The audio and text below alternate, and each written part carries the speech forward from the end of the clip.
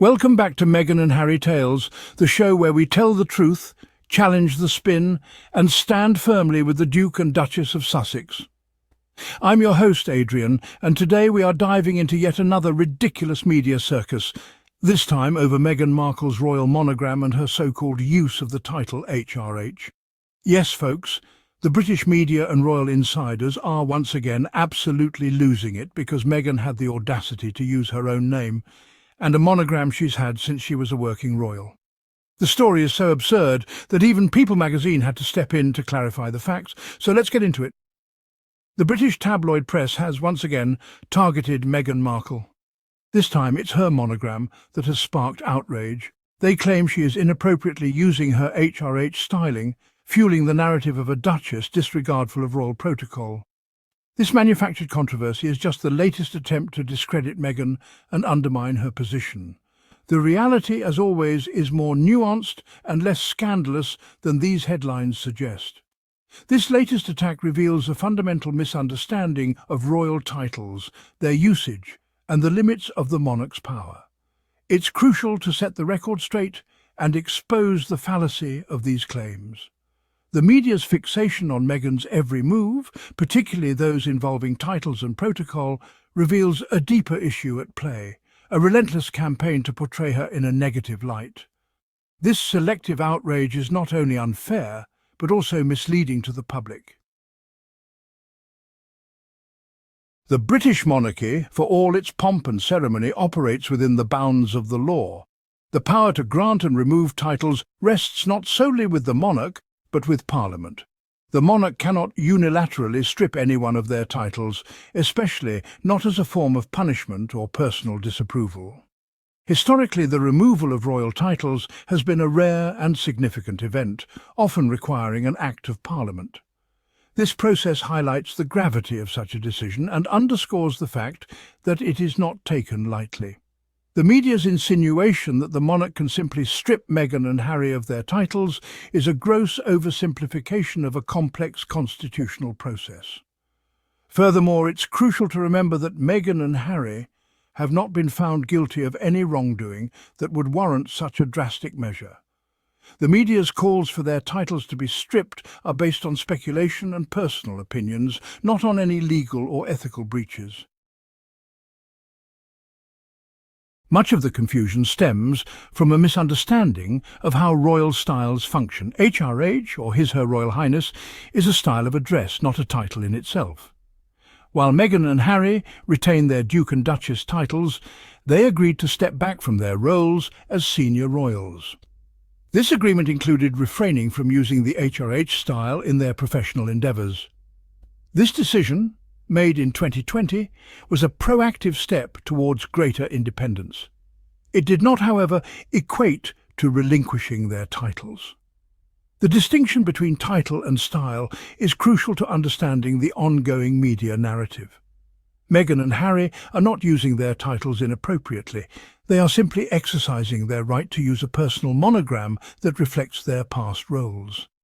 This distinction is often lost in the media frenzy. The use of HRH in a personal capacity, such as on a monogram, does not constitute a breach of their agreement. It simply reflects a personal choice that has no bearing on their professional lives or their commitment to carving their own path. Section 4. Meghan's actions, business as usual, not a breach of protocol. The media's portrayal of Meghan's actions as a transgression of royal rules is misleading. Her use of a monogram with the HRH styling is not unusual for individuals in her position. Many royals who are not working members of the monarchy continue to use their styles in personal contexts. This is not a case of Meghan flaunting her royal connections or disregarding protocol. It is simply a matter of personal preference.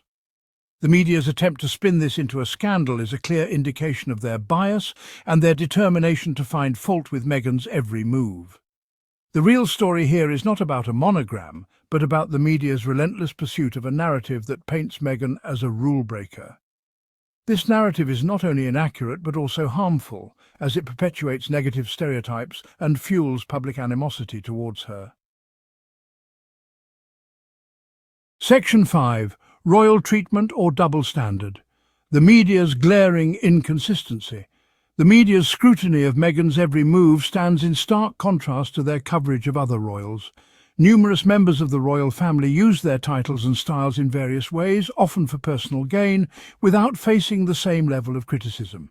This glaring double standard exposes the media's hypocrisy and their clear bias against Meghan. Why is she held to a different standard than other royals? The answer lies in the media's relentless campaign to portray her as an outsider who doesn't belong. This selective outrage is not only unfair, but also dangerous. It creates a toxic environment where Meghan is constantly under attack, regardless of her actions. This type of biased reporting has real-world consequences, as it can lead to harassment, threats, and even violence. Section 6. Unmasking the motive. Why Meghan remains a target. The media's obsession with Meghan Markle goes beyond simple reporting. It's driven by a combination of factors, including racism, sexism, and a deep-seated resistance to change within the British establishment. Meghan, a biracial American actress, represents a departure from the traditional image of a British royal. Her presence challenges the status quo and forces a conversation about race, identity, and the monarchy's relevance in the 21st century. The media's attacks on Meghan are not just personal. They are a reflection of a larger societal struggle. Her treatment exposes the ugly underbelly of British society and the deep-seated prejudices that still exist. It's time to recognise these biases and challenge the media's role in perpetuating them. Section 7. Beyond the headlines, a plea for fairness and accuracy. The media has a responsibility to report fairly and accurately. In the case of Meghan Markle, they have consistently failed to do so.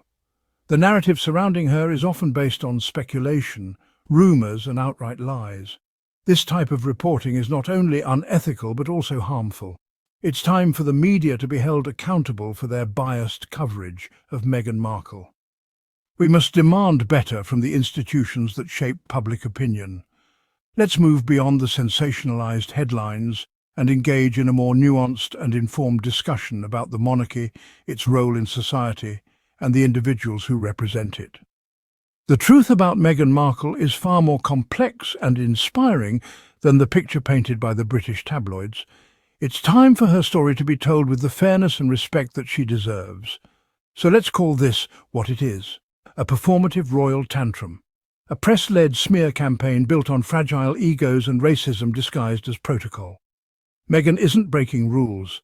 She's living her life, standing in her truth, and, worst of all to her critics, thriving. And as for the monogram, it's beautiful, it's regal, and it's hers. Thanks for listening to Meghan and Harry Tales. I'm your host, Adrian, and I'll keep calling out the hypocrisy while celebrating the resilience and dignity of the Sussexes. Don't forget to like, share, and subscribe, because the truth deserves a louder voice. Until next time, stay bold, stay honest, and remember, no one screams louder than those losing control.